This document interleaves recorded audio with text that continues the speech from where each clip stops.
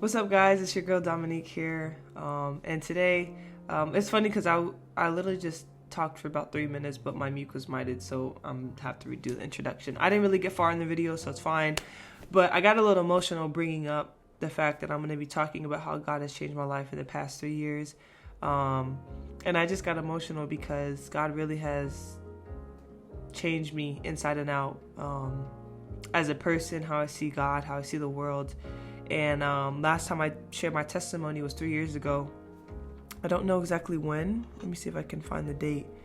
I shared my testimony June 11th of 2019, sorry.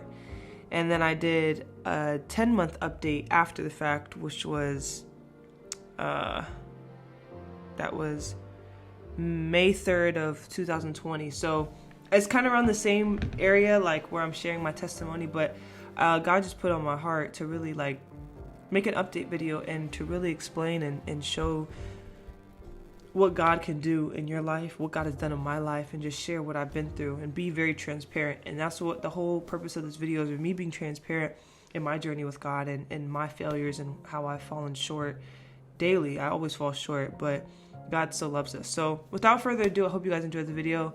Like I said, again, this is going to be a 3-year update and also just talking about how God has changed my life. I'm going to talk a little bit about what God has done, but also give a little backstory of why I decided to come to Christ if you haven't watched the first video, and then kind of go from there. So without further ado, I hope you guys enjoyed the video. I pray that this message in this video touches you in a way that only God can. So let's get into it. All right, y'all. To start off, like I said, in my sophomore year of high school, I gave my life to Christ. And it was a situation where God put me in a state where I had no choice but to turn to Him. I was so lost and confused with the world. I was trying to please what I was trying to conform to what I thought was cool, what I thought was acceptable. And that kind of really put me in a place where I was just lost. I don't know any other word than just lost. I look at old videos of myself during that time and before I got saved and before I decided to give my life to Christ. And I'm like, wow, God really changed me. And even though I was young, I was a teenager. I'm 21 now. Wow, that's crazy to say I'm 21. I'm 21 now. I just turned 21, actually, March 13th, if anybody cared. Just to see the transformation God has made in my life and how I'm just totally different. I still fall short every day. I'm not perfect. No one's perfect. Only Jesus Christ is perfect and only God is perfect. But, man, it's just amazing. So my sophomore year, I gave my life to Christ. And from that day, everything I did, I got convicted for, I remember, after I made that video, after I posted my testimony, if you watched it or have not watched it, one of my biggest struggles was, same-sex attraction and, talking to females and all those things. And I feel like with basketball players, I'm not saying that's all basketball players are like this, but it's very tempting, as an athlete, you get a lot more attention, and then, you get a lot of both female attention and male attention when you're a female athlete, because everybody assumes a basketball player is gay. Everybody assumes that they're bi or whatever. And there are a lot of gay players in the sport, but, I kind of felt into that temptation, into that just kind of it being there, and I'm like, okay, whatever. Not saying that I was right, but it's a part of my story and it's a part of what I went through, and that's why I want to share it today. And I'm not really afraid to talk about it. I used to be really hesitant to tell people, but now, because it's been so many years, I'm not really afraid to talk about it, because I think it's a testimony that should be shared. Obviously, God works through us in amazing ways, and my testimony could be the inspiration for someone else to be saved. So I'm never hesitant, and if anybody asks me, I'm very open about it. Nothing to be ashamed about. But yeah, so there was times where, I was still dabbling in that even after I got saved. But I think it was 2021, I think the beginning of that year, I was like, no. I was like, I can't do this anymore. I'm not going to do it. And someone I was talking to, actually, I told them, I was like, I can't do this anymore. I didn't say exactly the reason, but I was just like, I can't do this anymore. And I decided to fully live my life for Christ that day on. And I have a journal. I don't have it with me. It's back at home. But I remember I'm praying to God and asking God, and I'm like, God, okay, this is what you want me to do. I know this is wrong. I know that this is not how you want me to live. So as soon as I started like letting go of that part of me and really submitting it to God, I started writing down a prayer for a husband, and I think people think that you have to like, as someone that has had same-sex attraction, it's not just going to go away. But at the end of the day, what does the Bible say about relationships and marriage? He wants a man and a woman. And so that was my desire, not my identity to be a straight woman or a gay woman, or I wouldn't say gay, bi, but I would say God wanted me to identify in him and not this world and not labels that the world tries to put on you. So that was my whole thing. And I remember I was writing down the characteristics and the qualities of a man that I want. And so I went months without really talking to anybody, like just like romantically or just like texting or, we all know what we're talking about, like just texting people and FaceTime people. I went months without doing that because I felt like I was at a place where I needed to just be, it just needed to be me and God. Because I think any other distraction is just not helpful, even if it was friendly, even if it was nice, or I just needed to separate. And crazy enough, COVID hit during that time. And so I think that's when God was able to really like refine my spirit and really let me know like this is wrong. Like what I was doing was wrong and why it was wrong. And it was really damaging to me. And so from that, I learned a lot. I learned a lot about God. And I think really COVID really helped me to slow time down. I think if I kept going and playing basketball specifically and just going with life and how it was already going, I think I would have still got caught up in it because there's so much going around and you're influenced by the world, and it's so easy to be influenced by the world. So that like how God used COVID for me was like everything just stopped. Like I couldn't go play basketball, I couldn't go out, I couldn't go to school, like it was just everything. I couldn't play AAU, like everything just stopped. And I think COVID was the biggest blessing of my life because it taught me so much. And so from COVID, I really just started to get my word. I really started to read the Bible more. I really started to watch more sermons. I remember every Sunday I was watching Transformation Church. I don't watch Transformation Church anymore, but that was a church that I was watching in the beginning of my faith journey to really start me up and really like, okay, I can do this. Like, I'm really going to do this. Like, and I had to, once I got through COVID, not when COVID was ending, but when the shutdown was starting to end, I started to text more people and people texted me. But like anytime it got past a certain point where I thought it was a dishonor to God, or it was God became sexual, or it became like too much, I was like, I just stopped talking. Like I stopped texting the dudes. Like I was texting guys and stuff, but like once it got to a certain point, I just stopped texting because I wanted to save myself for marriage, and I told myself that like that was my goal, to save myself for marriage. And two, I just thought it was a distraction. If I'm not getting to know the guy as a friend, then there's no reason for me to get to know you as a boyfriend. I don't want to start on that note with anybody, because I'm saving myself for marriage. And I was very open about me saving myself for marriage to the guys I was talking to, but some said okay, some of them didn't care, whatever. So I was like, all right. So then I was just on my own again, My husband just texted me. That's a whole nother thing. We're going to talk about that, get to that too. So yeah, so during that time, when I was praying for my husband, praying the characteristics that I wanted in my husband, I remember it was very easy to cut out the people that I was talking to that just didn't align with what I wanted or what God wanted for me in a marriage or relationship. So when I came to talking to people, I was just like, I would call them one time or text them for a few days and be like, all right, this is done. Like, because I couldn't do it, because I knew what I wanted, and I was very stubborn on making sure like I protect myself, because I think people don't realize how easy it is to be influenced by just anything, by the world, by people. And so when people try to not belittle you, but try to like oh, you should be doing that. Like, just have fun. You're young.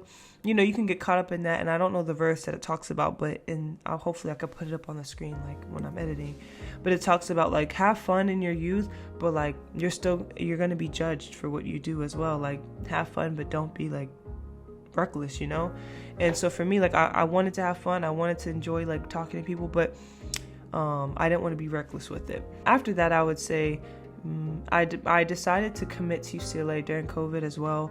And I think that played a huge role in my faith journey as well. Obviously, now I transferred from UCLA, but I would say that the experience that I had at UCLA and all that I learned and the people that I met, it was definitely God ordained. And if I went anywhere else, I probably wouldn't be here right now. Not like physically, but like mentally, I wouldn't be where I'm at right now spiritually, because what I learned through that experience was tremendous, and we'll get to that. But kind of fast forward into the fall of 2021, or is it 2021 or 2020? 2021. No. I think I got my years messed up, sorry. So fast forward, backwards, you know what I'm trying to say. So go back to 2020 was the year I was talking about just now. And so go to the fall of 2020. I ended up graduating high school early, which was definitely a God's plan, because there was nothing for me in high school left. Mentally, there was just nothing left. Basketball season was canceled. So I decided to graduate high school early, go to college. And I think that was one of the biggest blessings in my life, because what I learned as soon as I got on UCLA's campus is a lot about myself. Not just through basketball, but my personality. I would say I was really prideful as a person. And I've struggled with that for years, of pride, and I thought I wouldn't say I thought I was better than what I was, but I think I wanted to be better, and I think I innately have a desire and a passion and just in me that always strives to be better, always wants to be the best, in everything I do, wants to try and strive to be the best. But I think the way I was going about it was like, it was wrong. I was trying to get glory. And I was trying to get validation from my coaches, my teammates, and that's never good for anybody, because you're never always going to get validation from them, nor should they always give you validation. It shouldn't be anyone's job to validate you besides yourself and God, and that's what I believe. And I think at the end of the day, God's validation is only validation that should matter to us. But we're human, so we obviously seek other validation. But I think I just learned a lot, mind you. I skipped to the part at I met my husband. We were dating at the time. I met him during that summer. And I don't know how I forgot to talk about this. But so during the time I was praying for my husband, and as soon as the beginning of that year when I said, God, I'm dedicating my life to you, fast forward to that summer, is when I met Sam. I met my husband, Samuel. If you're watching this, I love you. And our relationship grew instantly. It was like, we obviously started off as friends, but there's something about him I knew he was sent by God, because he was not like any other guy or man that I spoke to. I think we were 18 at the time, and he's just amazing. He was really patient with me. He was really loving. He's a very kind guy. But I think the conversations that we had about faith, about God, about his life and my life, and he never judged me for who I was. Obviously he knew about my past and what I used to do, and my past, and he didn't care. He was just like, okay, like, I'm not here to judge you for anything, like. And I think that was huge, because I was a little worried to tell him that, because I didn't want him to be worried. But I know I expressed to him that I decided to stop, and I decided to give my life to Christ and really dedicate my life in all facets to God.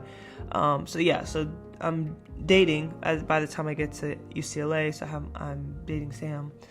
So when I got to UCLA, it was just a wake up call, really spiritually, and I found myself still close to God, but I was still confused with my relationship with God. I would have to say, I think I didn't understand how it worked, because I think I was reading the word, I was watching the sermons, but I wasn't like actively applying it to my life like I do now. I think I was reading the word and I was getting in the word and I was praising, worshiping. And I think soon after that, I was like doing the right thing. I was treating people nice. But at the end of the day, I think rootly, I was still trying to please people. I was still seeking validation. I was still really insecure about who I was as a person, not just a basketball player. I was insecure as a basketball player, but more so as a person. Like, I didn't really know who I was. I was just I was Dominique Darius at the time. And that's who I was. My identity was basketball, literally basketball. People knew me for basketball. I was a highly ranked player. I was on Overtime, Slam, all these media platforms. And that's what people knew me as. And I think to touch on that, when I got to college and none of that could save me. It was just like, well, can you play? Like, not saying I couldn't play, but no one cared about that. No one cared about who I was in high school. And that really hit home because I'm like, damn, like, this is hard. This is hard. And so those first few months, I was just, I was going through it. I wasn't playing that much. Obviously, I just got there. But I was just trying to find my way into the team and like who I could hang out with. And I was really lonely. I would definitely say I self-isolated myself. I didn't really trust anybody on the team. Not saying that they were bad people, but people had their own groups. They had their own cliques. And I like social group gatherings now, kind of. But like, I'm a little socially awkward, I would say. I wouldn't like put that label on me, but like at times I was awkward. Because I didn't know, I was insecure of who I was. And I think now I do a much better job of that because I'm not insecure. I'm confident in who I am and God. And so I was really insecure. So it was really hard for me to like find ways to like get into talk to my teammates because they're all older than me. I've never met them before. I never visited UCLA before I got there. So it was just all so new to me. And I'm struggling on the court. So it's like, what do we have to talk about? Like, I don't want to talk about I'm struggling. Like, so I would just sit there and look like and listen to their conversations because I didn't feel like I didn't have anything to input. And like, I'm the new freshie, like the baby on the team. So I just fast forward that, the season ended. Season went okay. Like we made it to the NCAA tournament, lost in the second round to Texas. I remember that like it was yesterday. Really sad about that, and for the seniors that didn't get to make the Sweet 16.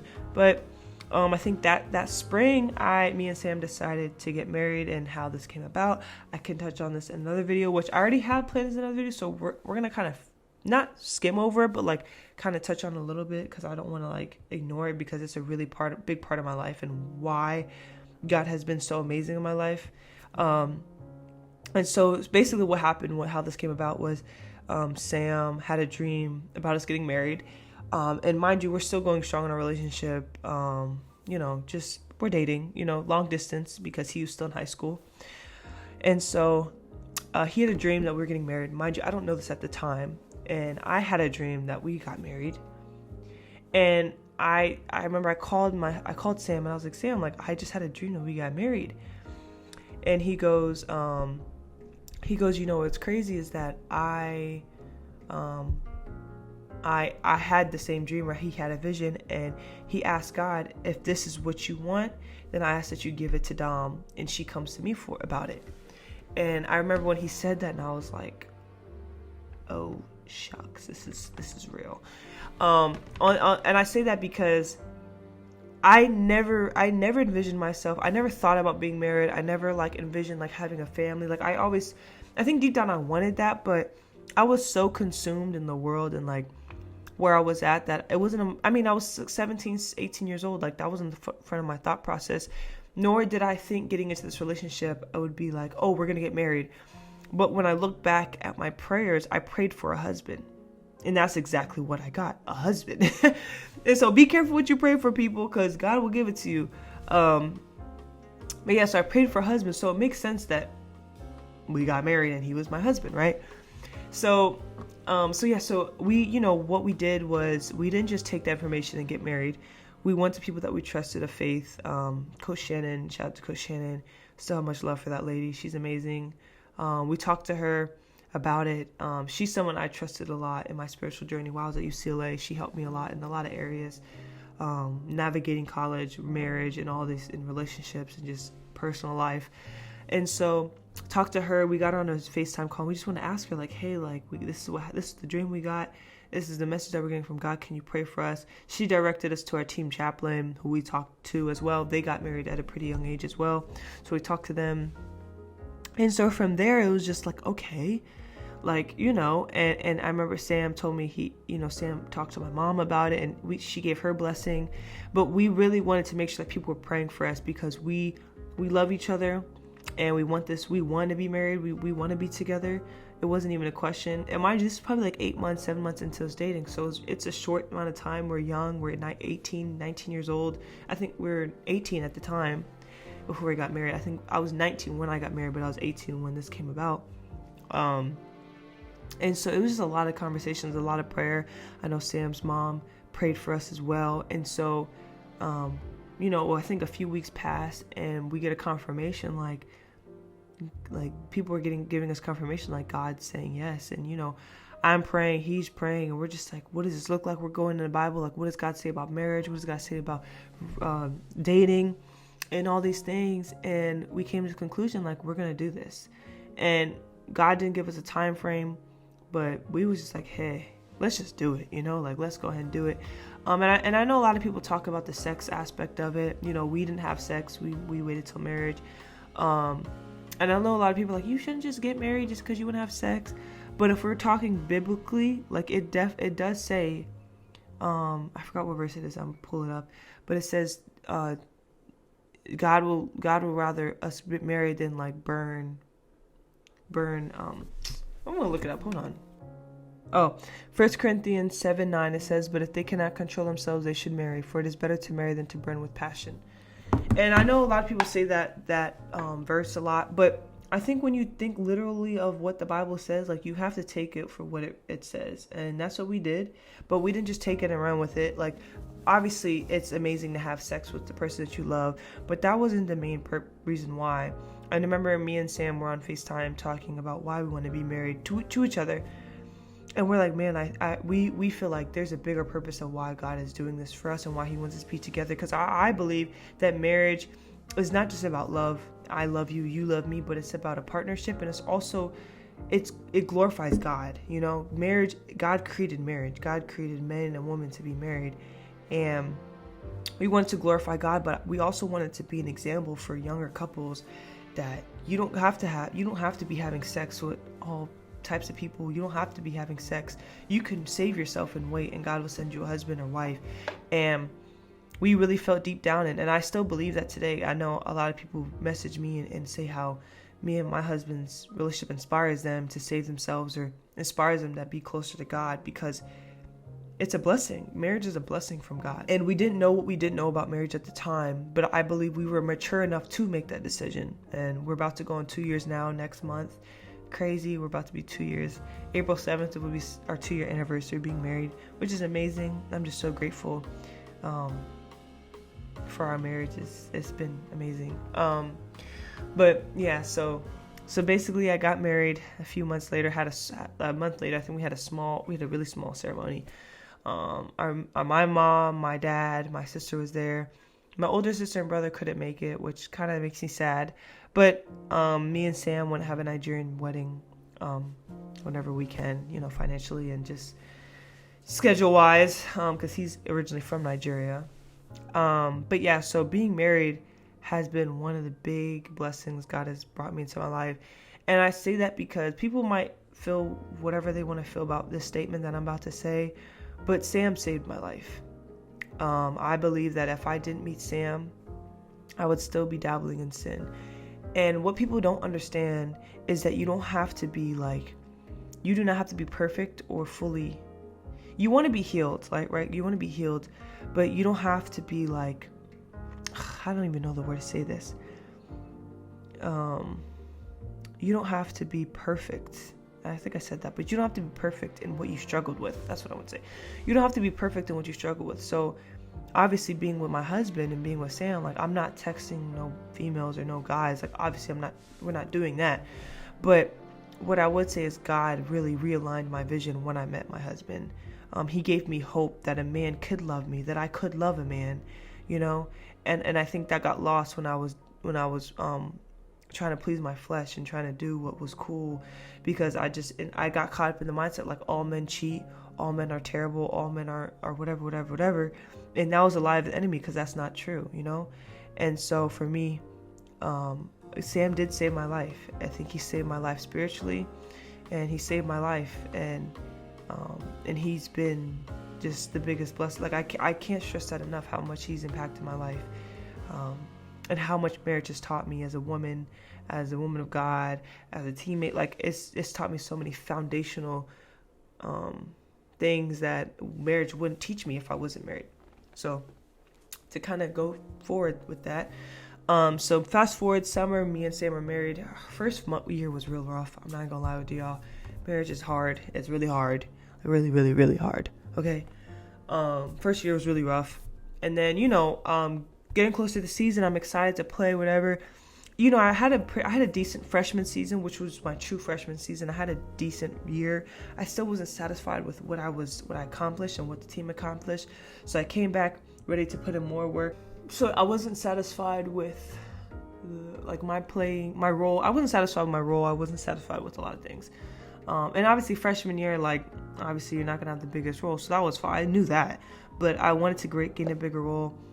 And so this is when God really starts kicking in. And obviously God is always there, but this is when God's just path for my life really starts to kick in. And everything starts to become very clear. So that spring, I actually was going to transfer that spring, after my freshman year. I was not happy. I would say that was the most depressing year of my life. I struggled. I was really struggling. I didn't want to get out of bed. I didn't want to play basketball.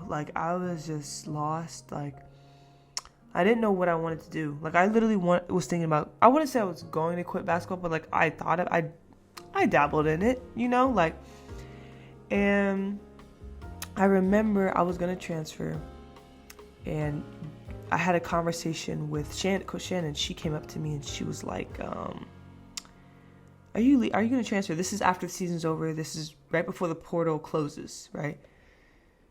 And I said, I don't know. I said, honestly, I can't tell you that I will or that I won't. I don't know. I had a conversation with her. It really helped. And then I talked to Corey, the head coach. It went really well. But after that conversation, and I decided to stay after that. But after that conversation I had with my head coach, I went back home. And I kid you not, I get emotional about this, because this just shows how prominent and how God speaks to us. I heard, go. And I'm just starting to tear up. Literally I heard, I'm back at home after the meeting. I'm happy because I feel like I got everything I need to get out. I feel like I heard what I wanted to hear. I heard, go. And I got the chills. I was like, oh shucks, I should have. But me, I was so afraid to transfer. Because one, I didn't know if schools would recruit me, which they definitely would have. Definitely would have. But I was at a state where I was just so I wasn't happy with how I played that year. I wasn't happy with how much I didn't play and did play. My playing time was up and down. And so no one's going to want me. Where am I going to go? And I knew Sam was transferring too. So I was oh, well, this is just going to be hard. And I kept saying I was going to transfer. I kept saying I didn't end up transferring. I stayed. And I kid you not, the whole summer, the whole process, preseason, whatever, I just had that in the back of my mind. God told me to leave and I didn't listen. And it got to the point that I transferred this last season. It got to the point where it was I was being pushed out the door. And no matter what anyone says, no matter what they say, no matter everything that could have went wrong this year, in the beginning of the year, because I prayed to God. I said, God, if you really want me to leave, just the things that are going to happen to me, I said, please make it out of my control. Don't let it be my fitness. Don't all the reasons why I wouldn't play. I'll take care of that. And you show me exactly who people are, and you show me exactly why I need to leave. And God, He did just that. And I got to the point where I submitted to God's plan. I said, okay, God, I'm going to transfer. I transferred beginning of the season. I was transferred mid-year. And people were like, why did you do that? Like, you couldn't wait. You quit on the team, da-da-da-da-da. But when I tell you, when God tells you something and you don't listen, he's going to make no other way but for you to listen. And I kid you not, like, that's what God does. He is that powerful. Especially if I'm claiming to be his child and I'm claiming and I'm declaring him to work through me and use me. And I decide not to listen. Oh, baby, he gonna make me listen. And he did this, that, okay? And so that process of me transferring, trying to find a school, whatever, I found USC. I really didn't want to leave Cali. I really loved Cali. I really loved here. And me and my husband have been talking about staying out here. And he's coming out here. So it was just a whole thing. Like, I was like, okay, like, and this is an opportunity for me and my husband to get closer. It was just all kind of working out. And I'm like, God, and I, not saying that I that kind of self-explains it. Like, that whole experience was what it was, and I learned so much. And so now that I'm here at USC, I'm at a better position, like where I want to be on a team, like role-wise. I just feel so much happier. I literally talked to my mom the other day, and she was like, I have not seen you smile. I have not seen you smile this much in years, like in years. And that's crazy to say, right? In years. And that's just due to me listening to God and being obedient to what he called me to do.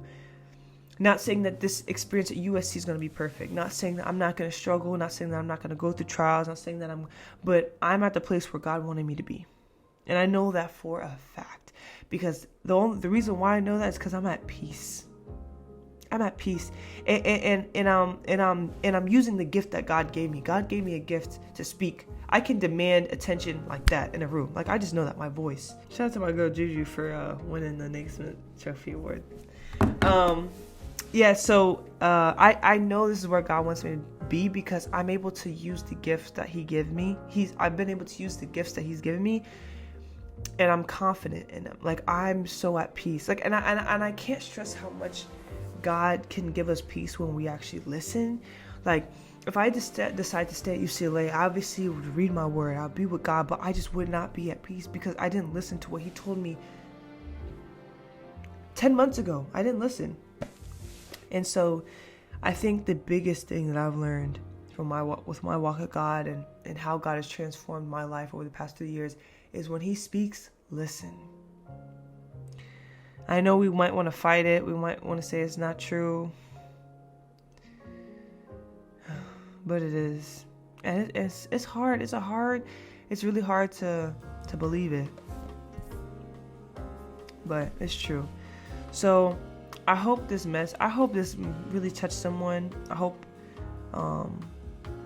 pray that this message really inspired you to walk with God. Really take your walk with God serious, because he can transform your life. And people might say, well, like, you haven't played to the caliber that you want to play at. You haven't done the things that you want to do in college yet. And people can view that as success or failure, but to me, that's not success or failure. To me, being successful is, what has God called me to do, and am I doing it? And am I at peace? I think that's what I define as success, is, am I at peace? And do I have joy in what I'm doing? Because I think that's what God called us to do, is to be his disciples, to be servants. And if I'm doing those things, that's success to me. If I'm following God and what he called me to do, that's success to me. So I hope this really touched you guys. I really hope you guys enjoyed this video. I hope I was as transparent as I could be. And I pray I continue to be transparent. I hope you guys feel like you can be transparent with your journey. Because all it can do is empower the next person. All it can do is inspire the next person. And that's what God called us to do. Is inspire, is to spread the gospel, and to love people. That's really what he called us to do. And also to touch on one of the reasons why I know God was the reason behind me leaving is because I have so much love for the program that I left. I have so much love, and I'm not mad at anybody. I'm not mad at any of the coaches. I'm not mad at anybody. Because God has put me exactly where I need to be. And and I can't be mad. Who am I mad at? All they were there to do was teach me something along my journey. And that's really what anything happens. It's anytime we come, it's literally what is God trying to teach through this person. That's really what it is. But yeah, I mean, I don't want to make this video too long, but that's a 3-year update of what God has done in my life and kind of a recap and summary of how God has worked through me. Like I said, I'm about to be 2 years married, which is just crazy to think about. And so I'm just grateful. I really hope God spoke to you, spoke through you, and I really hope you learned something. But God bless you guys. Tune into the next video. Hope you guys like, comment, subscribe, share this with someone that you feel like would touch their heart, and I hope this touched yours. And yeah, so all right, y'all, I'm out. Dominic's out. Let's go. Hope you guys enjoyed. Peace.